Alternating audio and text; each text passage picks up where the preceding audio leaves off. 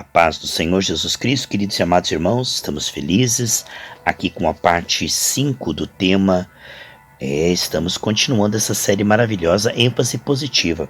Aqui minha Bíblia está aberta em Romanos 8:26. Da mesma maneira, também o Espírito ajuda as nossas fraquezas, porque não sabemos o que havemos de pedir, como convém, mas o Espírito intercede por nós com gemidos inexprimíveis.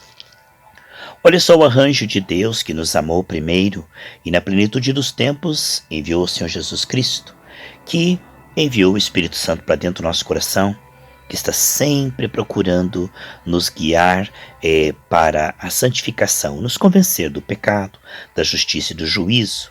E o trabalho do Espírito Santo é tão lindo, porque veja que ele geme com gemidos inexprimíveis a nosso favor. Então ele está sempre procurando nos conduzir na santificação progressiva e nos manter numa comunhão contínua e cada vez mais profunda com o Senhor.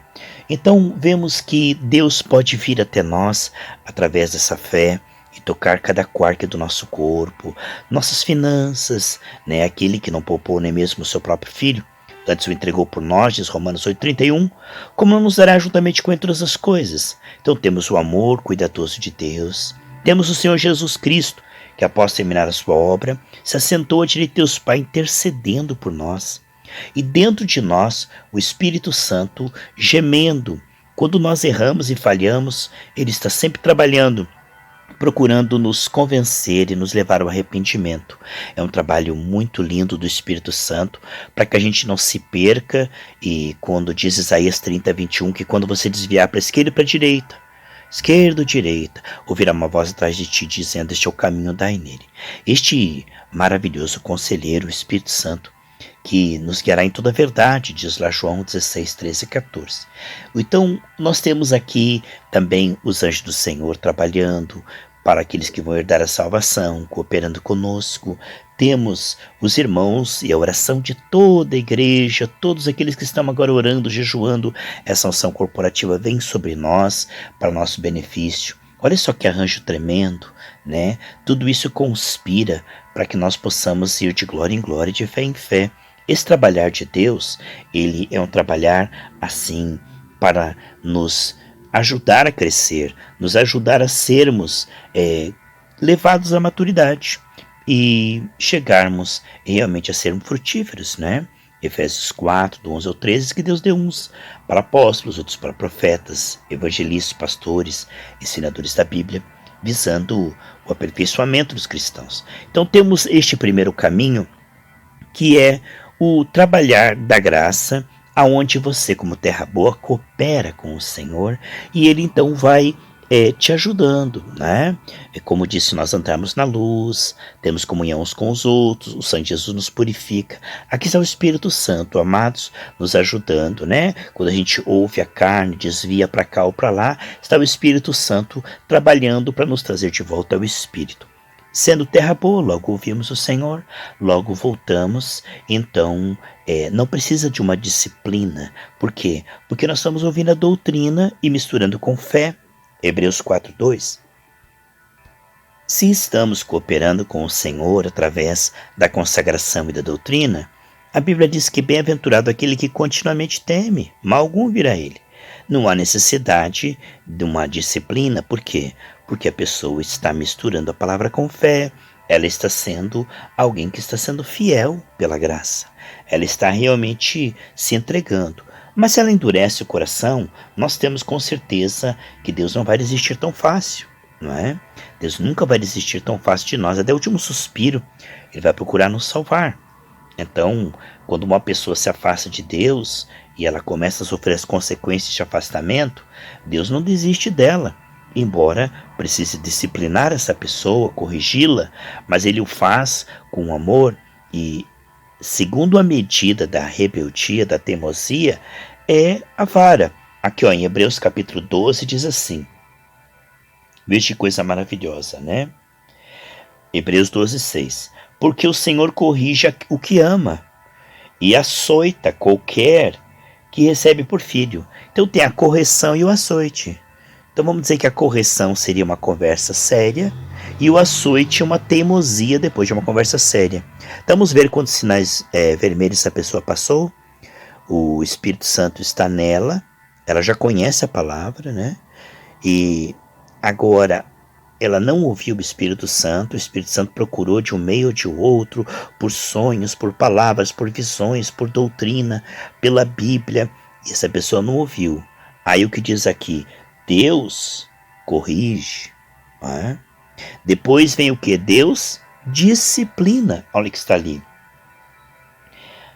Qualquer que serve por filho. Se suportais a correção, Deus vos trata como filhos. Porque que filho há que o pai não corrija?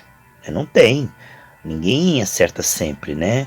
Existe o ponto cego, onde Deus vai precisar nos trazer de volta. Se suportais a correção, Deus vos trata como filhos. Porque que filho há que o pai não corrija?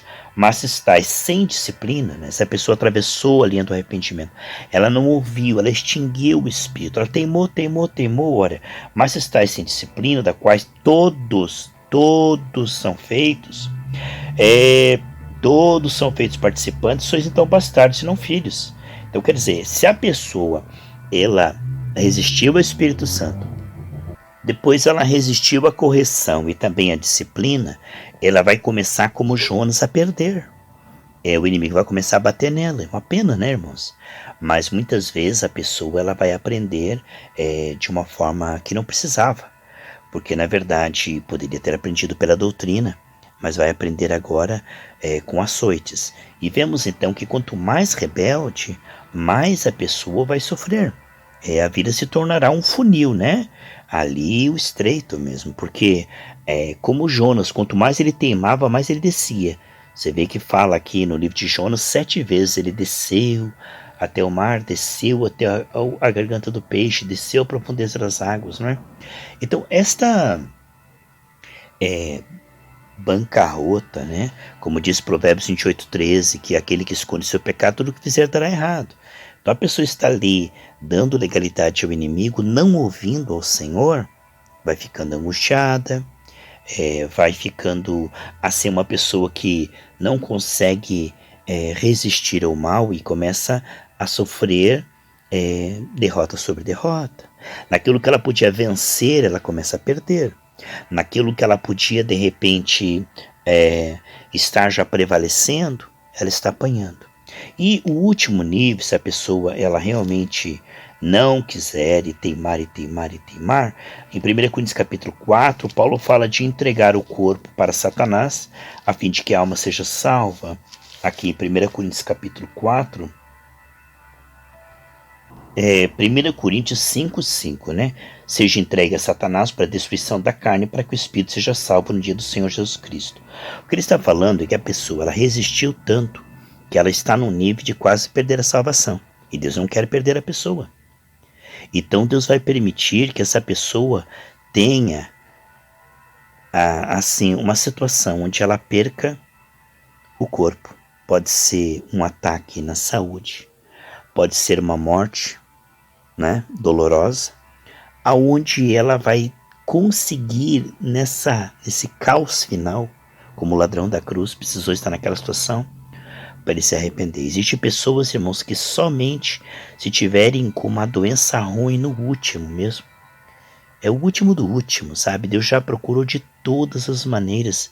Deus já procurou, assim, várias e várias vezes que essa pessoa se arrependesse, confessasse o pecado. Né? Isso jamais vai acontecer com uma pessoa que está chamando o pecado de pecado, se humilhando, entendeu?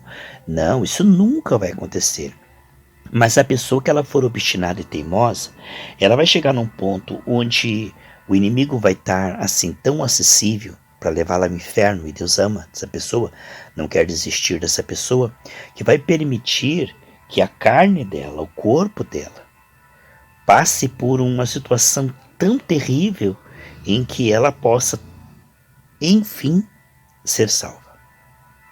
Me lembro da história de uma jovem que desviou da igreja, a igreja onde eu congregava, e ela foi para as noitadas e fornicação e tudo e tal, e não se arrependia. Os familiares falavam para ela voltar, e ela estava surda a tudo e a todos. E essa jovem, ela de repente foi até mesmo numa feiticeira, né?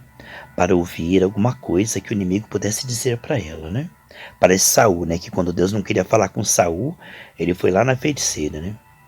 E aí, na feiticeira, o diabo falou: volta para a igreja ou eu vou te matar. Meu Deus.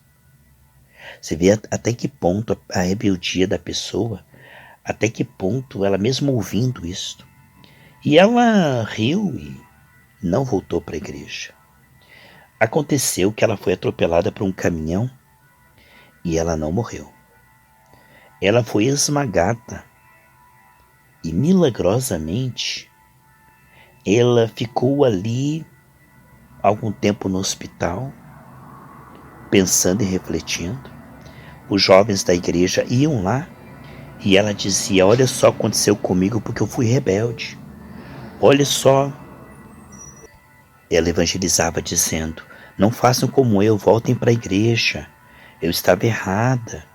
E ela ficou vários dias naquele sofrimento e de repente ela partiu, salva. É claro que isto é um coração muito duro. Você veja como Deus teve misericórdia. O inimigo não conseguiu levá-la para o inferno. Olha, para ir para o inferno tem que ser realmente muito tolo, teimoso demais, porque Deus fará de tudo, insiste em salvar. Não é por causa disso que vamos brincar com o amor de Deus, né?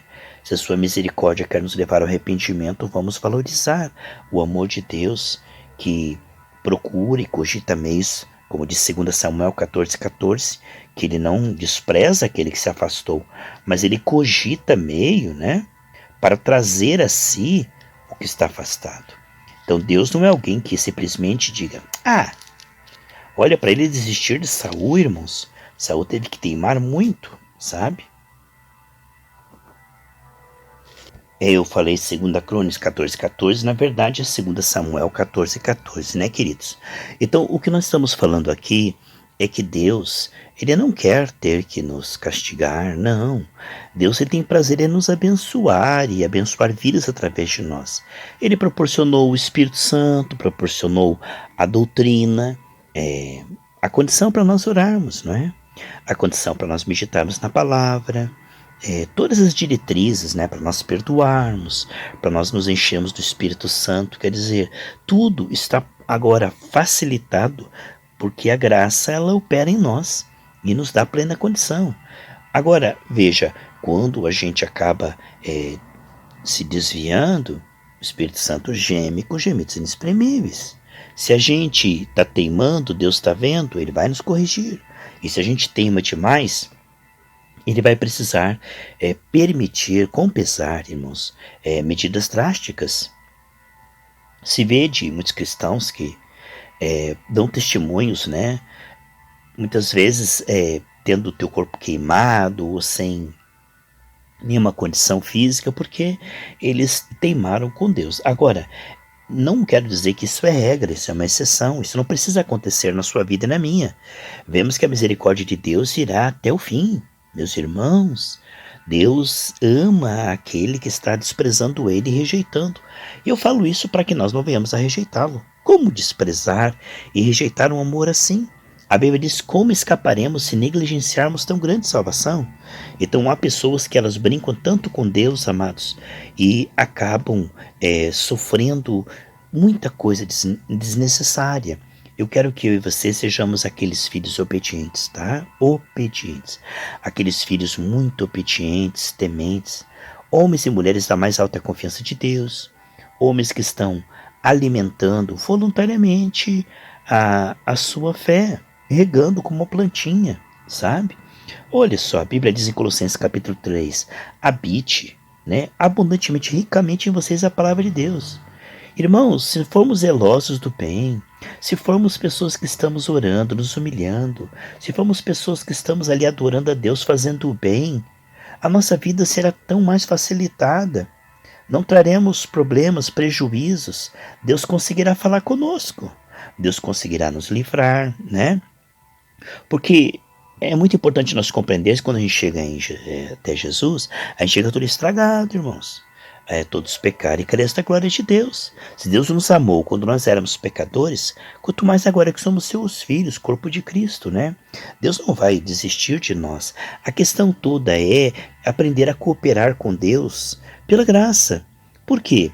Se Deus nos ama e Deus nos trouxe, Ele não vai ficar irado com aqueles pecados que você está confessando sinceramente, com a intenção de abandonar. Deus não vai castigar você se você mesmo está reconhecendo. É o que diz ali em 1 Coríntios 11:31, que se nós reconhecermos, não é? Se nós dissermos realmente que aquilo é pecado, não precisa Deus nos falar que aquilo é pecado, nem nos corrigir, porque nós mesmos estamos nos humilhando e confessando. Por que Deus vai precisar te corrigir se você está se humilhando, confessando e se entregando a Deus? Como falou o pastor Henrique Clave, você está ali em oração, você está ali se entregando a Deus. Por que Deus vai te corrigir? Se você está sendo sincero, temente, humilde, não tem porquê. Corrige aquele que não está reconhecendo o pecado, temando no pecado, brincando com o pecado. Não é verdade, amados? Então, é muito importante nós compreendermos que a questão do pecado confessado, do pecado que você veio até Cristo e você tinha essa dificuldade, hoje você está lutando contra, Deus não está irado com você. Deus não só te perdoa, como Ele está te ajudando nessa parceria, nessa sinergia, onde você se arrepende, se entrega, e Ele vai trabalhando, Ele não está irado com aquilo que você está sinceramente entregando a Ele. É muito importante nós compreendermos isso.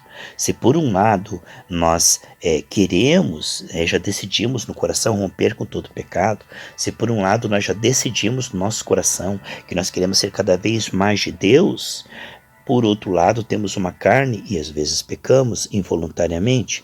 Então precisamos entender que o pecado confessado com a intenção de abandonar muitas vezes é um processo.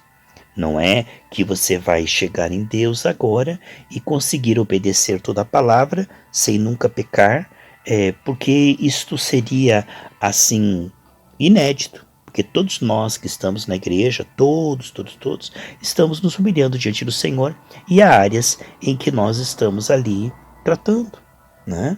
Todos nós somos ainda muito imperfeitos. Isso não quer dizer que nós vamos agora justificar o pecado, teimar no pecado, ou fazer vistas grossas. Isso não tem importância, não.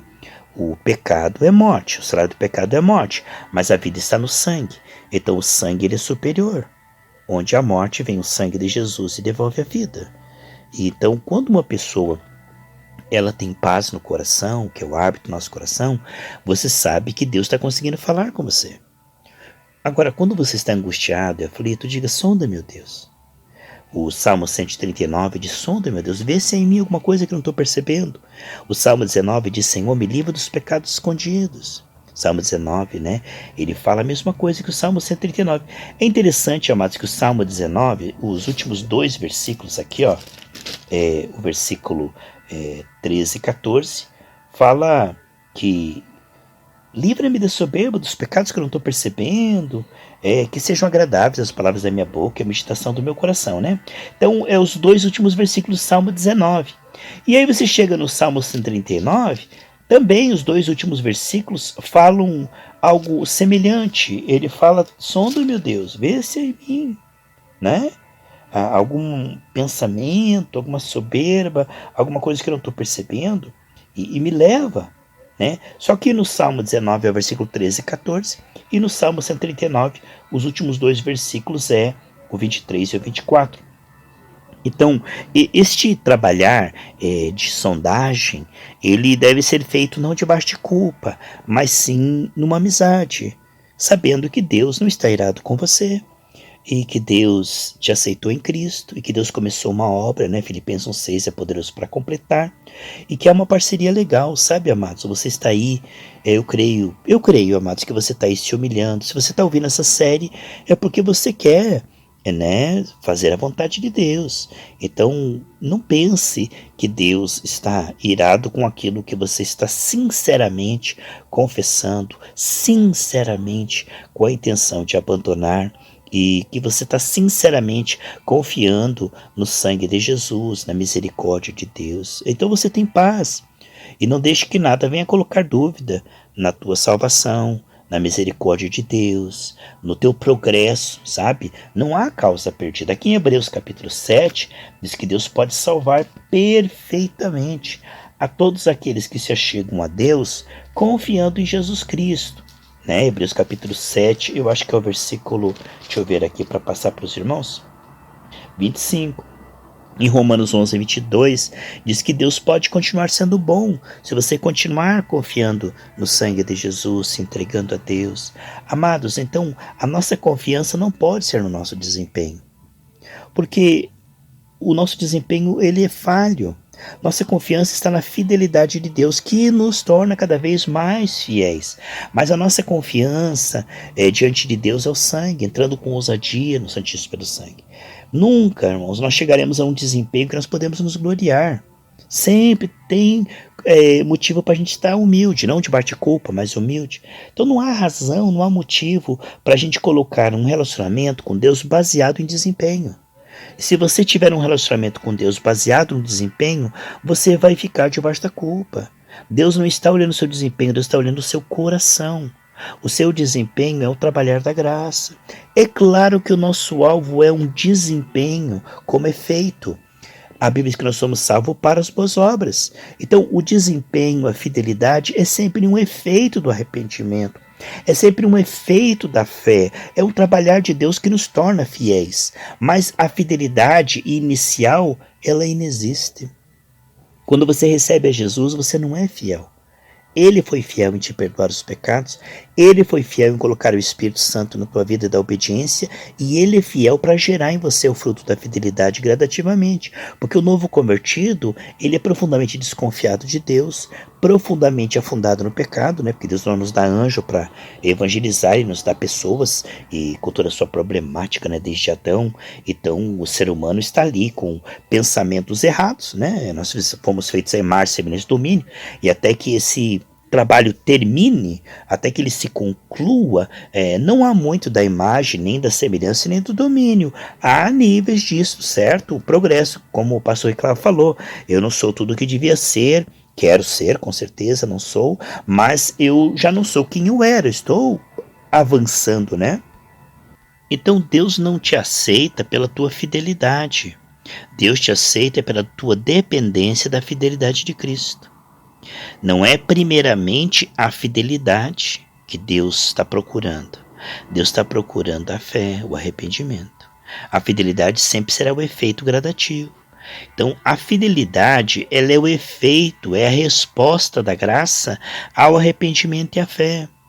Não é que você vai começar com a fidelidade. Não, não vai. Não vai mesmo. Ninguém começa com a fidelidade. A primeira pregação de Pedro, quando a igreja estava começando, diz: arrependei-vos e convertei-vos. Né? Então, no Antigo Testamento, as pessoas pensavam que Deus começava pela obediência prática.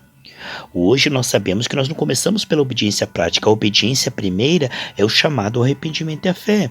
E a obediência é o efeito que Deus produz.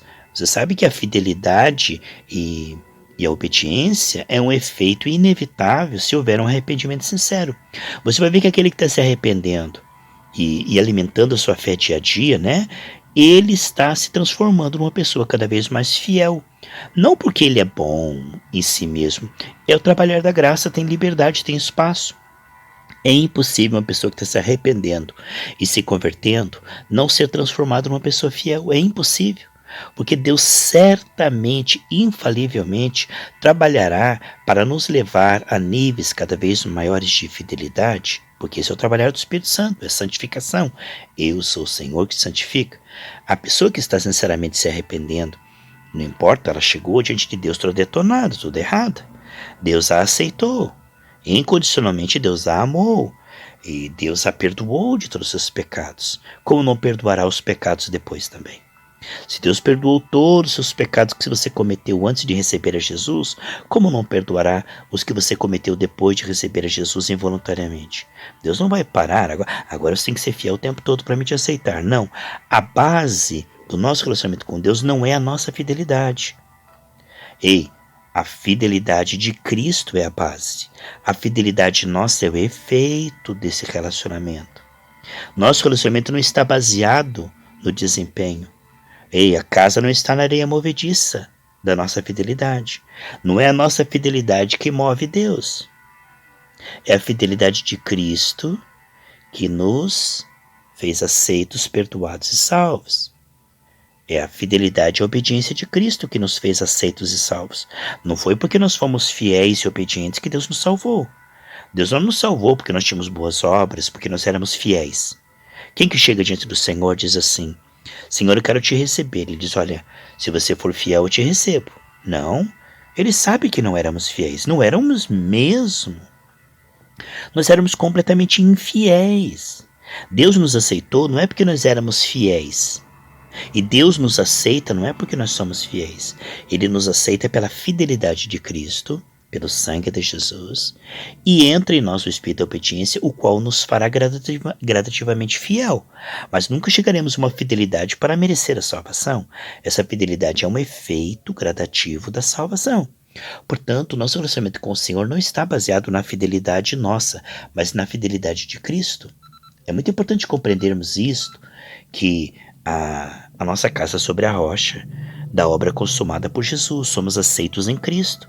Não somos aceitos porque temos um bom desempenho. Agora, o bom desempenho é o efeito da salvação. Portanto, podemos ver que a fidelidade é o fruto, mas a raiz é a graça. Se a raiz é santa, os ramos serão santos. Quer dizer, a fidelidade será um efeito. Sim, eu acredito. Eu acredito na fidelidade daquele que é sincero cada vez mais. Mas eu não creio na fidelidade como condição para aceitação e salvação. Deus não olhou a nossa fidelidade para nos aceitar e nos salvar. Deus olhou a fidelidade de Cristo para nos aceitar e salvar. E assim será em todo o trajeto. Em todo o trajeto, amados, Deus não nos aceitará e salvará pela nossa fidelidade.